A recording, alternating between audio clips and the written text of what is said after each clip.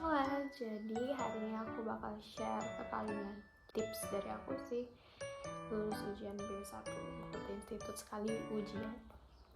Nah, pertama aku mau jelasin dulu ke kronologi waktu itu. Aku ujiannya di Bandung. Nah, puji Tuhan ya langsung lulus semua modulnya. Tapi balik lagi ini relatif juga. Jadi cara kita belajarnya juga gimana, dan mungkin tips dari aku bisa membantu kalian juga. Jadi kalau aku waktu itu durasi belajar aku Brighton ya, aku tinggal belajar mandiri gitu setelah les 7 bulan, levelnya sampai B1. Terus abis itu memutuskan belajar sendiri di rumah. Dan tahun lalu itu kayak masih covid-nya gitu, Gute juga masih belum buka, sempat lama gitu kalau nggak salah, sempat buka itu 2022 itu Oktober baru buka lagi pendaftaran untuk ujian.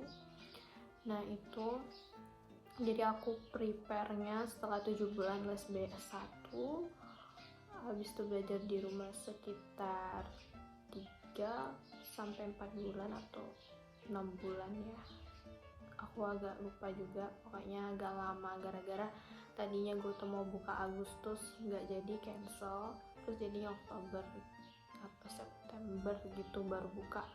Nah, dan aku daftarnya di Novembernya. Terus jadi aku tuh belajar prepare di rumah.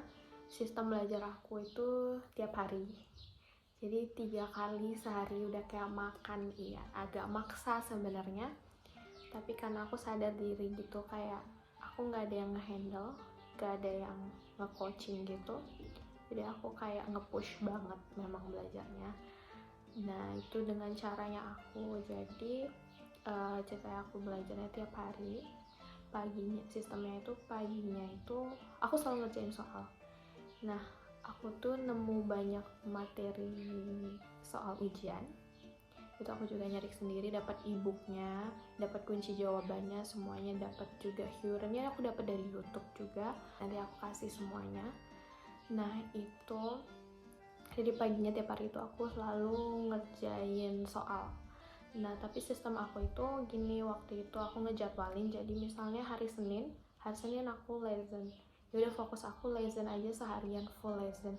Jadi kayak sistemnya pagi yang ngerjain soal, terus nanti siang atau sorenya gitu aku ngoreksi, karena aku ngoreksi sendiri juga. Nah itu kan ada kunci jawabannya, terus word charts-nya itu kosakata yang aku nggak tahu juga selama dari lesson, aku garis bawahi. Terus nanti word charts-nya itu atau kosakata yang nggak aku tahu, aku cari di siangnya,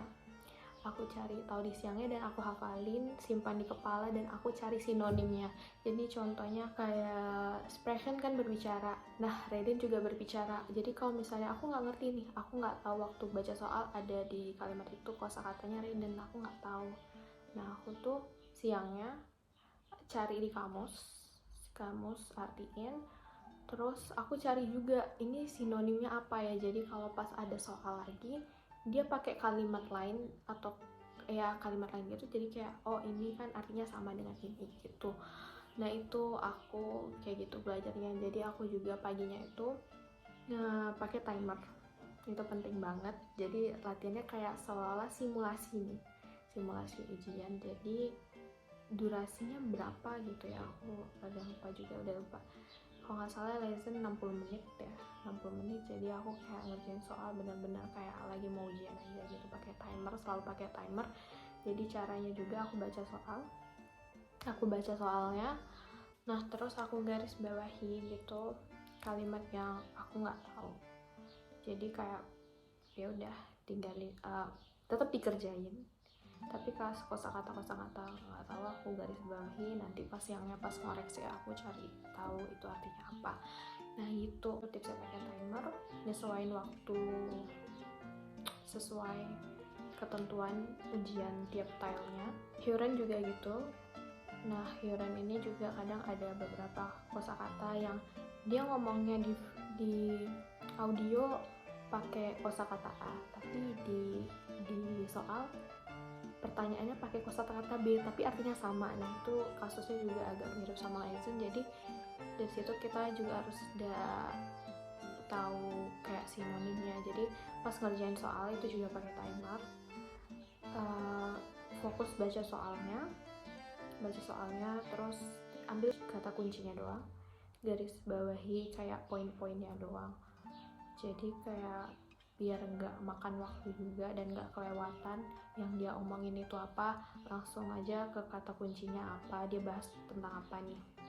Nah pokoknya ya Hyuran itu fokusnya di kata kuncinya, yang ditanya apa langsung garis bawahi. Misalnya yang dia fokusnya kayak pembicaraan ini tentang apa, langsung aja garis bawahi get SM. Jadi kayak fokusnya kita itu udah kayak konsisten, oke mikirannya ini tentang apa gitu. Pokoknya waktu Heinz dikasih, pokoknya waktu dia ngasih aba-aba Hyuran penjelasannya gini gitu, pokoknya ada jeda dimana kayak kita dengerin instruksi. Oke, karena kamu udah sering ini belajar di rumah, udah tau lah hafal instruksinya Hyuran. Nah pas dia lagi ngomong instruksi itu kan itu waktu juga gitu ya, manfaatin waktunya untuk garisin kata kunci setiap soal. Kalau aku waktu itu kayaknya hampir 5 soal sempat dalam dia lagi ngomong instruksi, kayak dalam ngomongin instruksi itu aku udah sempat sampai 5 soal gitu ngegarisin kata kunci dan nulisin sinonim di atasnya pakai pensil gitu di soal. Waktu itu soal tuh boleh dicoret sih pakai pensil gitu boleh. Nah itu jadi kayak biar nggak panik attack aja, biar nggak kelewatan juga, jadi kayak agak nyantai juga ngerjain Hyurannya karena udah sambil garisin kata kuncinya apa, sambil juga nulis sinonimnya. Jadi kayak waktu dengerin pun audionya, oh dia malah pakai kosakata ini dan artinya sama dengan yang ini, ya udah jadi kayak udah gampang gitu. Nah gitu, itu yang tips Hyuran dari aku. Oh ya, yang tadi tips Laizen, aku saranin juga kalau memang karena untuk memaksimalkan waktu, usahain kerjain yang gampang dulu. Jadi itu kan ada banyak tile ya, ada yang tile yang baca kayak blog banyak banget, panjang banget itu, ada yang ya order 9. Nah pilih aja dari semua tile itu mana yang kalian paling kuasai, itu kerjain yang pertama kali. Kalau aku gitu biar waktunya ya nggak habis banget gitu kan. Kalau yang teks panjang-panjang belakangan aja boleh. Itu sih kalau aku dari aku gitu waktu itu. Jadi aku paling ngekuasain ya order 9 itu bagi aku mudah, jadi aku kerjain bagian itu dulu. Next itu Schreiben. Kalau aku pribadi Schreiben itu emang harus kuasain gramatik, terutama gramatiknya B1. Jadi kayak biar itu nilai plus juga buat kita. Gak mungkin kita pakai kalimat-kalimat A1, A2 di ujian B1 gitu kan. Kalau bisa sih ya oke, A2 masih bisa lah, tapi usahain gramatik B1 tuh dipakai banget. Dan oh ya, paling penting jangan ulangi kosakata atau kalimat yang sama gitu. Kayak biar seolah-olah kosakata kita banyak, jadi Schreiben itu jangan ngulangin kalimat yang sama atau kosakata yang sama.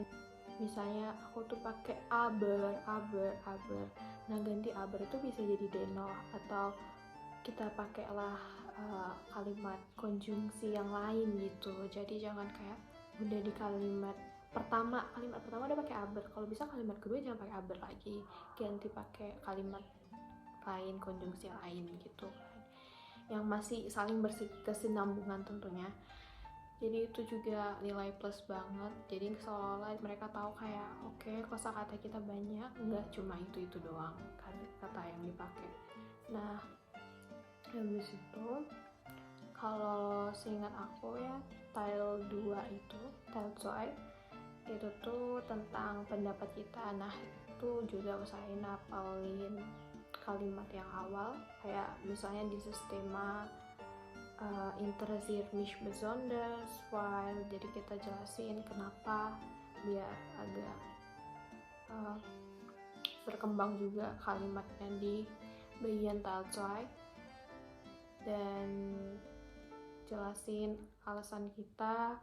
Terus udah itu kalau bisa di kalimat akhir that's why-nya itu kayak nanya balik gitu, kayak steam ear that's.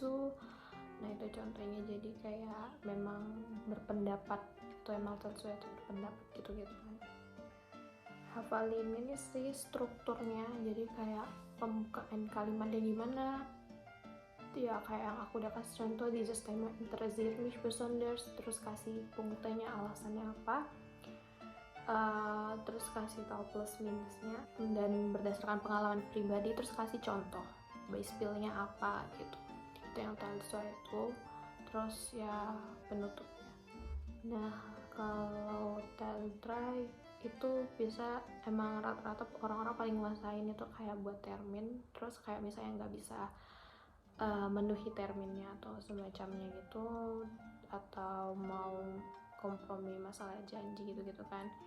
Nah itu biasa itu singkat deh kalau nggak salah ya. Jadi kalau Schreiben itu juga kalau nggak salah dikasih waktu berapa menit, 60 menit ya, 60 menit pokoknya gitu, ada 3 tile.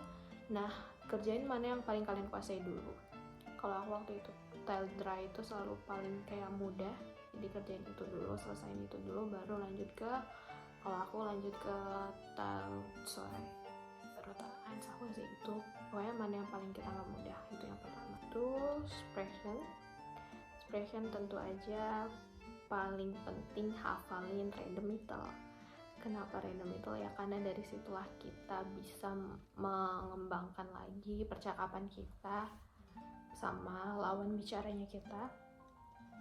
Jadi biar jawabannya nggak ya super doang, atau kayak pokoknya kalau udah jawab ya das ist gute ide, kalau bisa nanti kalau pas yang dialog berikutnya gitu mau setuju lagi jangan bilang kalimat itu lagi, ganti lagi kayak misalnya ya super dan makan so, ada kayak kalimat yang lain lagi gitu. Jadi kayak jangan ngulangin kalimat yang sama berulang-ulang di dialog itu, kayak ya biar nggak muter-muter di situ aja.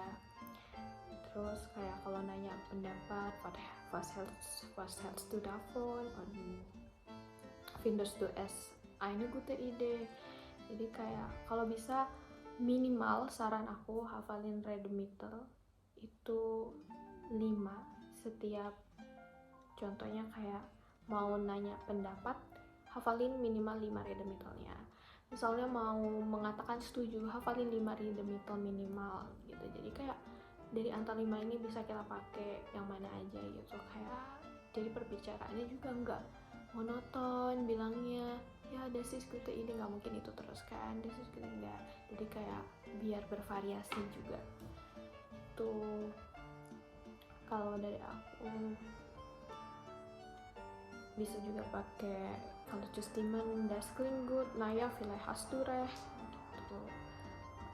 Pokoknya dan di akhir spesial kalau bisa kitanya biar ada nilai plusnya juga ngasih kesimpulan dari dialog itu. Misalnya dialog itu bahas tentang Ausflug, kita udah bahas sama lawan bicara kita mau ke sini, kita mau ke jembatan ini, kita nanti bawa ini ya, bawa barang ini, nanti jam segini yang ngumpulnya gini.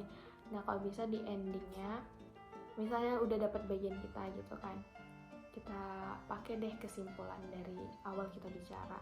Jadi kayak seolah-olah provernya yakin juga, dan kita tuh kayak ingat semua pembicaraan kita tadi, nggak asal hilang blank gitu aja kan. Jadi kayak kita narik kesimpulan. Kalau masih ada waktu sih saranku, kalau masih ada waktu, oke, tarik kesimpulan untuk kita yang tutup gitu kan. Kita bilang gini, oke, jadi kita ketemu ya jam segini kan, di gini, pakai baju warna ini misalnya gini. Pokoknya hasil pembicaraan kita tadi kita tutup, kemas dengan baik dengan kesimpulan yang udah kita cerna gitu, udah kita buat gitu. Jadi itu nilai plus juga sih, nggak asal ya udah kayak auf Wiedersehen jangan. Kalau bisa jangan cuma langsung auf Wiedersehen, udah gitu aja. Ya gitu aja dari aku. Nanti aku share soal-soal yang masih aku simpan selama aku belajar Vorbereitung di rumah. Jadi aku bakal share soal-soalnya, dan untuk audionya untuk hiburan aku saranin kalian cari sendiri aja. soalnya aku file yang gitunya kadang udah nggak ke save. Aku juga dapetnya dari YouTube, jadi kayak bisa cari di YouTube aja. Oh ya, aku juga mau kasih tahu tips gitu sih menurut aku ya. Jadi kan tadi aku bilang aku belajar pagi siang malam. Nah, malam ini jadi sebelum tidur itu aku selalu usahain pasang YouTube sebelum tidur, Hören im Schlaf. Nah, itu memperbaiki Aussprache kita, karena kita udah biasa ngedengar juga ya gitu, ngebantu kita dalam Hören tapi juga ngebantu dalam Aussprache. Jadi kayak kita udah mulai terbiasa dengar orang Jerman ngomong. Nah, itu bagus banget, aku saranin dengerin sebelum tidur Hören im Schlaf. Terus juga malam itu nonton berapa menitan gitu, sempetin nonton YouTube. Aku selalu nonton YouTube Easy German itu udah terkenal banget, memang itu ngebantu banget sesuai level kita itu pelajari. Aku tiap hari nontonin itu, sempatin 2 menit 5 menit untuk nontonin itu, wajib banget biar kebiasa. Terus kayak Aussprache-nya kepake gitu, kayak oh cara mereka ngomong gini, kayak secara otomatis kadang kita jadi karena udah tiap hari nempel di otak dan kebawa, jadi kayak bisa ngikutin gitu. Nah, itu terus channel-channel ada juga, nanti aku share di description box juga, kayak contohnya Quarks, itu juga bagus. Jadi selain nambah ilmu, itu juga nambah kosakata juga. Pokoknya channel-channel YouTube yang berbau dengan bahasa Jerman dan menyesuaikan level juga itu sangat penting. Terus mungkin kalau kalian mau coba juga, tapi aku saranin ini kalau udah level B1 sih, udah selesai level B1 atau baru level B1 baru mulai les, ya udah boleh lah disetting gitu HP-nya pakai bahasa Jerman kalau mau. Kalau aku pribadi sih gitu waktu itu, jadi kayak udah mulai terbiasa kan, jadi settingan HP-nya udah bahasa Jerman. Jadi sekian dari aku, semangat buat yang mau ujian, good luck. Dan saran aku juga harus pede.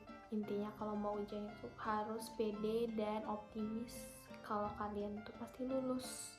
Jangan pesimis duluan, karena itu ngeganggu banget, harus optimis. Jadi kalau kalian optimis dan ya mudah-mudahan pasti lulus. Bye.